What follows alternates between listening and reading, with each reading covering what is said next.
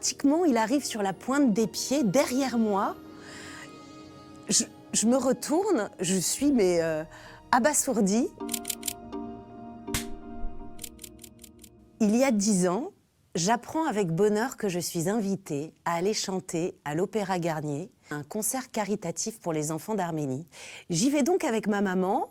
On m'indique la chanson que je dois interpréter. Mes amis, mes amours, mes emmerdes. Tout un programme.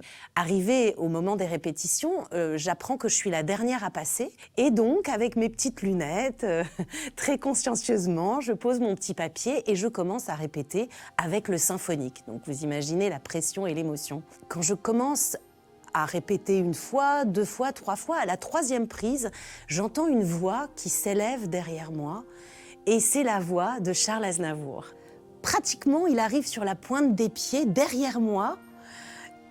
Je me retourne, je suis abasourdie. Mais il faut que je continue à chanter, je crois que je pique un phare. J'étais tétanisée. Je continue la chanson, il se rapproche de moi, nos yeux se croisent et nous commençons à chanter ensemble. Quelle merveilleuse surprise. En fait, Charles Aznavour arrivait pour répéter ses chansons et qu'en étant dans les couloirs, il m'a entendu chanter et qu'il a demandé à l'ingénieur du son un micro pour me faire la surprise et pouvoir faire cette chanson avec moi et me renvoyer la balle, parce que je ne sais pas si vous vous souvenez de cette chanson, c'est j'ai travaillé des années. Et après, il s'approche de moi et à l'oreille, il me dit « Est-ce que vous me feriez la joie de la chanter avec moi demain sur scène à l'Opéra Garnier ?» Et donc, c'est comme ça que j'ai appris que j'allais pouvoir faire un duo à l'Opéra Garnier le vendredi soir avec Charles Aznavour. Je sais qu'il y avait les présidents, les gens très importants de ce monde, ce qui me mettait beaucoup de stress. J'avais le cœur qui battait tellement fort. En plus, j'avais mis une robe de princesse, mais qui me serrait beaucoup la taille. C'est à moi. Je m'avance un peu comme un taureau dans l'arène. Je vois Monsieur Aznavour, là, me regardant avec ses yeux pétillants et me transmettant tout l'amour du monde. C'est un regard très bienveillant, malicieux.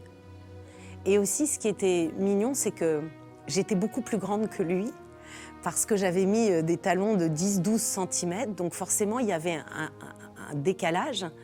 Et donc, quand il me regardait comme ça vers le haut, et quand il me prenait dans les bras et qu'on chantait côte à côte, il y avait quelque chose d'extrêmement touchant. Et là, la magie opère, je suis sur un petit nuage, je plane littéralement. D'ailleurs, les photos qu'on voit de ce concert, j'ai le sourire mais tellement profond, tellement large, qu'on ne voit que le sourire sur mon visage, ce qui prouve ma joie, ma félicité et mon bonheur. Alors, il m'a donné aucun conseil.